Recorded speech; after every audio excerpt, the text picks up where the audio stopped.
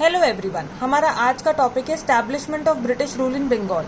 Britishers का जो ये सफ़र है वो स्टार्ट हुआ बैटल ऑफ प्लासी से और ख़त्म हुआ बैटल ऑफ बक्सर पे, जिसने जो बैटल ऑफ बक्सर है वो मिलिट्री सुपीरियॉरिटी के साथ जीतकर ब्रिटिशर्स ने फाइनली बंगाल को अपने अंडर में ले लिया था।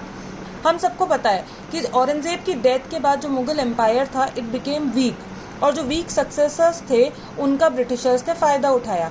ऐसे ही 1717 में जब फारूक सियार नया रूलर बना मुगल एम्पायर का, तो ब्रिटिशर्स ने उससे परमिशन ले ली to do duty free trade in return of 3000 per annum, जिसे दस्तक भी कहा जाता है। उसके बाद में जब बंगाल इंडिपेंडेंट हो गया मुगल एम्पायर से, तो Alivardi Khan became the next ruler in 1740 and after the death of Alivardi Khan his grandson Sirajuddaula became the next ruler. Sirajuddaula जो था वो यंग था, इम्पल्सिव था, तो जैसे ही वो गद्दी पर आया तो उसने आते ही ब्रिटिशर्स के सामने कुछ डिमांड्स रखी, और उन डिमांड्स में से पहली डिमांड थी de fortification of English factories in Bengal. Bengal में जितनी भी इंग्लिश फैक्ट्रीज है जिसका उन्होंने फोर्टिफिकेशन किया हुआ था, उसका डी फोर्टिफिकेशन की डिमांड रखी गई। उसके बाद में उसकी नेक्स्ट डिमांड ये थी कि जो दस्तक फारूक सियार ने दी थी उनको ड्यूटी फ्री ट्रेड करने के लिए, उस दस्तक को वो प्राइवेटली यूज कर रहे थे। तो सिराजुद्दौला ने ये कहा कि they can't use it for private trade, वो सिर्फ कंपनी ट्रेड के लिए दी गई है, और अगर आपको प्राइवेट ट्रेड करनी है then you have to pay the tax और ड्यूटी। बट हुआ ये, जो ब्रिटिशर्स थे उन्होंने डिनाई कर दिया, they denied the demands of Sirajuddaula. अब सिराजुद्दौला की डिमांड्स को ब्रिटिशर्स ने मना कर दिया। अब सिराजुद्दौला नवाब है, वो कुछ तो करेगा ही ऑब्वियसली। तो सिराजुद्दौला ने क्या किया, फोर्ट विलियम को बिसीज कर लिया। अब फोर्ट विलियम को बिसीज करने के बाद में वहां पे बहुत सारे लोग जो थे वो छुप गए, और अराउंड 150 लोग जो थे जो कि वहां बचे थे, उनको सिराजुद्दौला के आदमियों ने एक छोटे से डार्क सेल में बंद कर दिया, जो कि डायमेंशन कहा जाता है 18 बाय 14 फीट का था। और जब उसको 10 घंटे बाद खोला गया तो सिर्फ 22 लोग ही जिंदा मिले।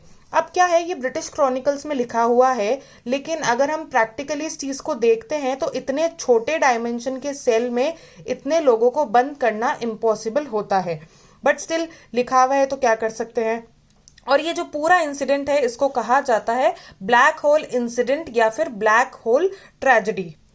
अब सिराजुद्दौला की इतनी बड़ी जुर्रत के बाद में जो कुछ तो एक्शन लेगा ब्रिटिश भी, तो उन्होंने क्या किया, मद्रास से फोर्सेस भेजी under Robert Clive, Watson Robert Clive के अंडर में उन्होंने मद्रास से फोर्सेस भेजी बदला लेने के लिए। अब क्लाइव ने क्या किया, सरप्राइज अटैक कर दिया नवाब के ऊपर और ट्रीटी साइन करवाई। ट्रीटी में क्या था, पहला तो ये था ट्रेडिंग राइट्स जो थे वो रिस्टोर करवाए, और दूसरा फोर्टिफिकेशन के जो राइट्स थे वो भी वापस ले लिए। लेकिन इन सब से क्लाइव का दिल नहीं भरा था, उसको बदला लेना था, क्योंकि इतने सारे आदमी मरे थे आखिर ब्रिटिशर्स के, तो उसके दिल में एक इच्छा थी कि वो नवाब से बदला ले। तो उसने नवाब के खिलाफ एक प्लॉट बनाया।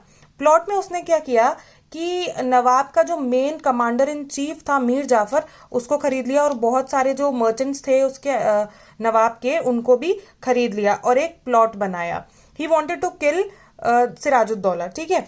तो उन्होंने क्या किया, प्लॉट में ये हुआ कि जो प्लासी के मैदान पर जो क्लाइव होगा वो अपनी आर्मी के साथ आएगा, और मीर जाफर नवाब की आर्मी के साथ आएगा, but Mir Jafar would remain inactive in the battle, और वो नवाब की हेल्प की बजाय क्लाइव की हेल्प करेगा। और इन रिटर्न मीर जाफर को क्या मिलेगा, Mir Jafar would be the next nawab, और ब्रिटिशर्स को वो गिफ्ट में कुछ टेरिटरीज देगा या फिर मॉनिटरी ग्रांट्स देगा।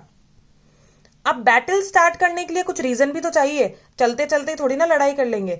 तो बैटल स्टार्ट करने के लिए सबसे पहले रॉबर्ट क्लाइव ने झूठा इल्जाम लगाया नवाब पे that he is becoming friendly with the French and French were the enemies of English.